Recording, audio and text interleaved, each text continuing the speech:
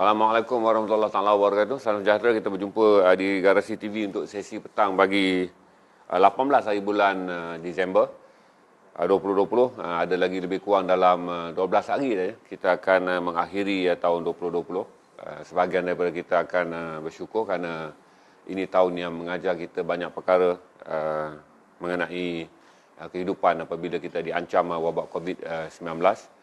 Dan dijangka kita akan melalui tahun 2021 dengan suasana yang getir juga, terutama bagi suku pertama. Itu keyakinan saya berdasarkan bahawa tak mungkin ada banyak perkara berkembang dengan baik bagi suku pertama tahun 2021, terutama pada Januari dan Mac. Walaupun 6 negara telah memulakan pelaksanaan penggunaan vaksin COVID-19. Untuk pengetahuan anda bahawa England telah memulakannya, Amerika telah memulakannya, dan kita akan menanti negara-negara maju yang lain termasuk Perancis, Kanada, Itali dan Jerman memulakannya dan mungkin merintis penggunaan COVID-19 lebih banyak di luar daripada negara maju. Semalam saya ada sentuh juga pada perbincangan mengenai COVID semalam.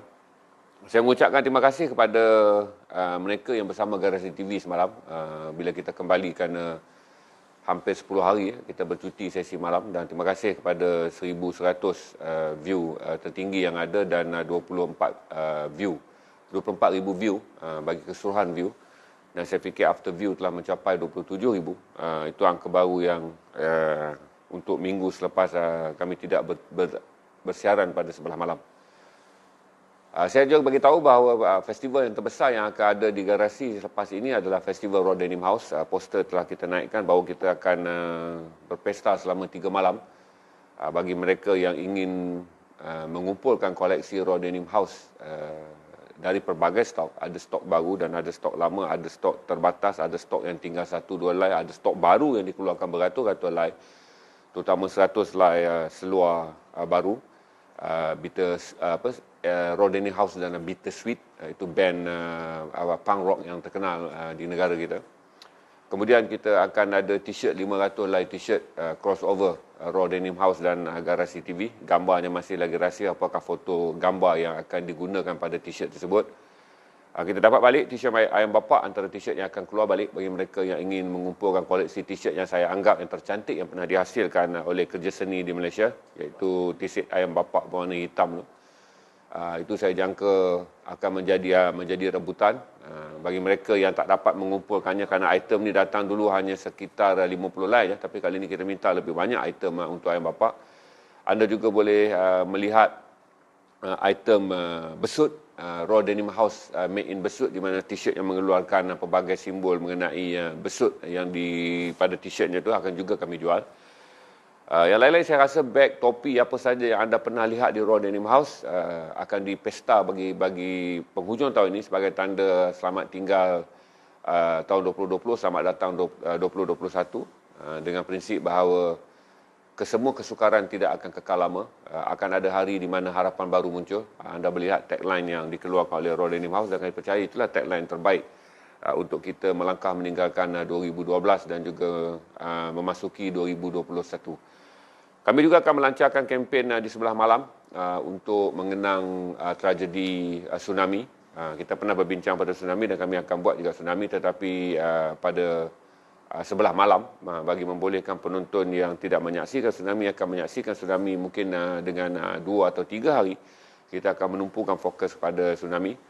Tetapi oleh kerana 24, 25 dan 26 kita ada pesta Raw Denim House, berarti mungkinan tsunami kami akan buat sebagai imbas menutup 2020 pada 28, 29, 30 dan mungkin 31 Disember.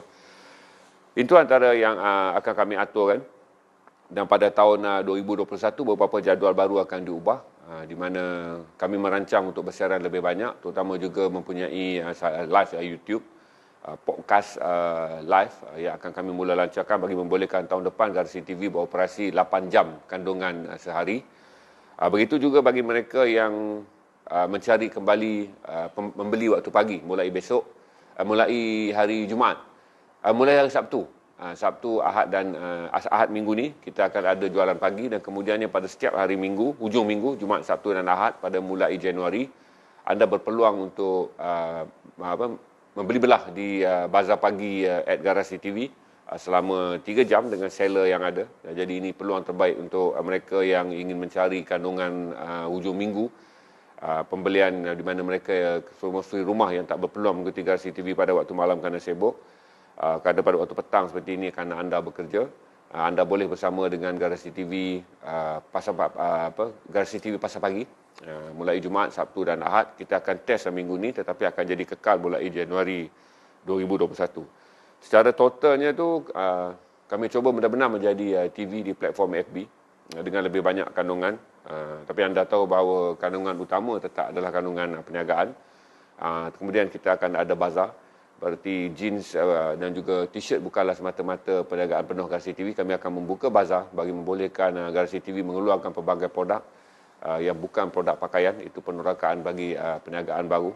Terutama kami ingin memiliki jenama kopi sendiri. Kami ingin memiliki jenama teh sendiri. Garasi TV ingin memiliki jenama sabun yang tersendiri.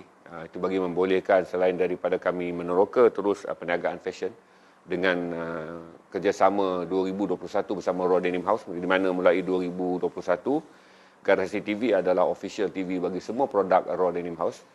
Dan pada waktu yang sama kami ingin mengekalkan bazar Garasi TV bagi membolehkan anda mendapat beberapa produk yang saya rasa menarik untuk dikeluarkan oleh Garasi TV, terutama kopi, teh, sabun, supaya anda mendapat lebih nilai apabila membeli belah di Garasi TV.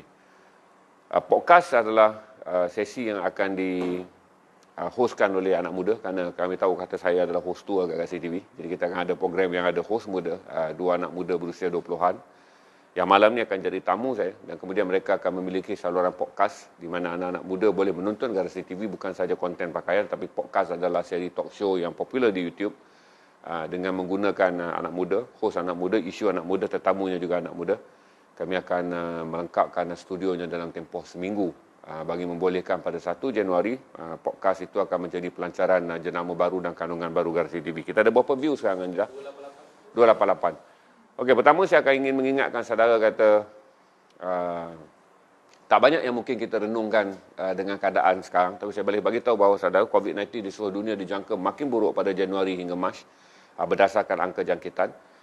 Untuk pengetahuan saudara, walaupun kita telah membuat kawalan yang begitu agresif, hari ini pun kerajaan sambung lagi PKPB di Kuala Lumpur dengan beberapa syarat baru. Saya boleh jelaskan kepada saudara, tambahlah 100,000 syarat lagi pun, ia tak akan boleh mengubah apa-apa kerana jangkitan yang terbesar telah datang daripada sektor industri, di mana saya bukanlah anti kepada kenyataan kerajaan, saya cuma mencari logiknya, kerana bencana yang sedang kita hadapi adalah bencana di sektor ekonomi, sektor industri, di industri pembinaan dan juga di industri perkilangan. Itulah yang memberikan kita angka yang besar, terutama jangkitan di Lembah Kelang.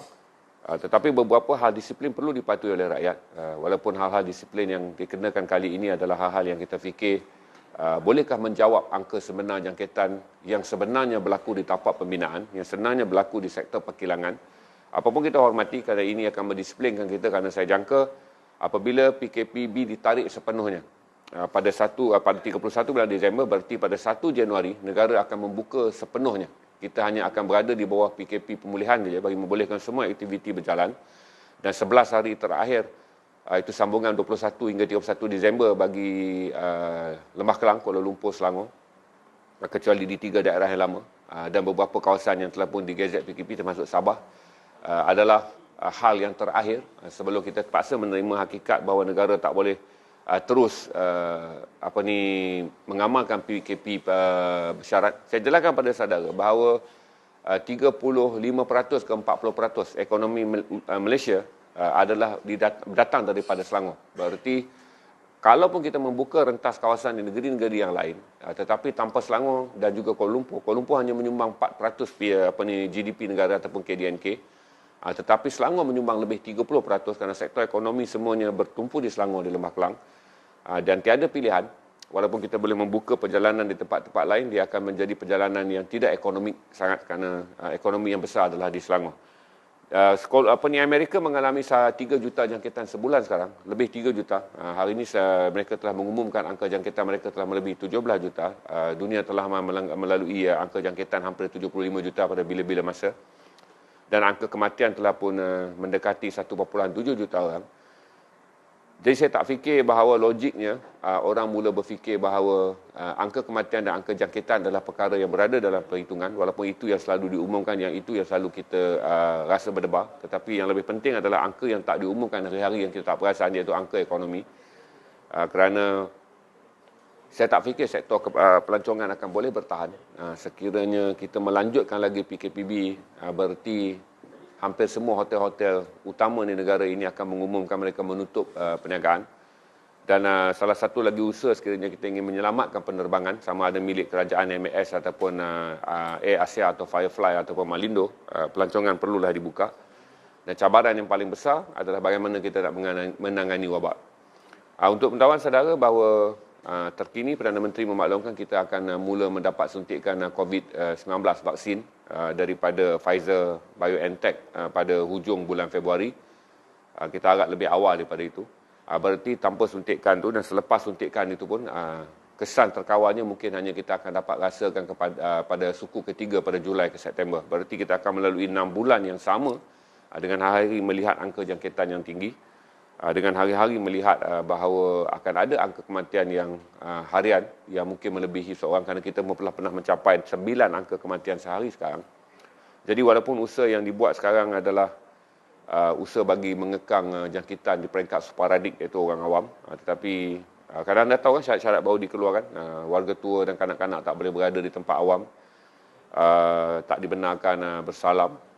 Banyak syarat-syarat yang dikeluarkan yang saya fikir sebenarnya syarat itu mungkin cuba mengekang jumlah jangkitan sporadik yang sebenarnya tidak mencapai 10 ke 15% pun angka harian, kerana jangkitan tetap datang daripada kluster industri, terutama sektor pembinaan dan juga sektor penghilangan. Okey, kita ada 300 lebih tak? 330. Saya itu je saya nak beritahu pada saudara bahawa bersedialah untuk menghadapi Januari dan Jun dalam keadaan yang sama, iaitu tekanan kita dalam menghadapi jangkitan. Tetapi percayalah bahawa mulai 1 Januari negara ini akan dibuka semula dan kita akan melalui PKP pemulihan. Berarti rentas sempadan, rentas kawasan akan mula dibenarkan, industri pelancongan akan kembali dibenarkan. Anda boleh ke Langkawi, anda boleh ke PD, anda boleh ke Legoland, anda boleh ke ke zoo negara. Cuma kita melihat sektor rekreasi air saja, sama ada taman tema air akan dibenarkan dibuka, tapi secara langsungnya apa saja berkait dengan ekonomi utama yang menjurus pada pelancongan akan dibenarkan. Ini akan memberikan kita lebih ruang untuk berjalan, lebih ruang untuk bergerak, tetapi dia mungkin juga menyumbang kepada jangkitan yang baru. Cuma saya jelaskan pada saudara dengan angka kematian hanyalah 0.5 iaitu peratus. Sebenarnya daripada jumlah jangkitan yang besar, walaupun kita mendengar 88,000 kes angka jangkitan, angka pulihnya sangat tinggi, 70% lebih kita melalui proses pemulihan. Angka kematian hanyalah 0.5%, iaitu 400 lebih angka kematian yang ada sekarang hanya menyumbang kepada 0.5% daripada total 88,000 jangkitan. Saya jangka menjelang penghujung Disember, walaupun tak mencapai 100,000, tapi ada kemungkinan Malaysia akan boleh menuju ke angka tersebut sekiranya hari ini Earth Note ataupun angka jangkitan masih lagi menunjuk 1,000 kes lebih. Berarti ada potensi kita akan mendapat sekali lagi purata lebih 1,000 jangkitan untuk sepanjang Disember. Berarti sekiranya rekod Oktober, November dan Disember kekal, kita akan melepasi tahun ini dengan 100,000 jangkitan keseluruhan. Ini menjadikan angka di ribuan. Dan untuk pengetahuan saudara bahawa mulai semalam Malaysia telah mengatasi China secara keseluruhannya dari segi jangkitan. Okay, itu saja remind saya petang ni, kerana malam ni kita ada tamu. Ini pertama kali kami meremajakan Garasi TV dengan 2 tetamu. Anda akan jumpa balik dengan Rashidi Abdullah, penulis buta, dan seorang gadis pengusaha Pinky Bar. Betul Pinky Bar? Pinky Bar Soap, iaitu Nuri, berusia 25 tahun.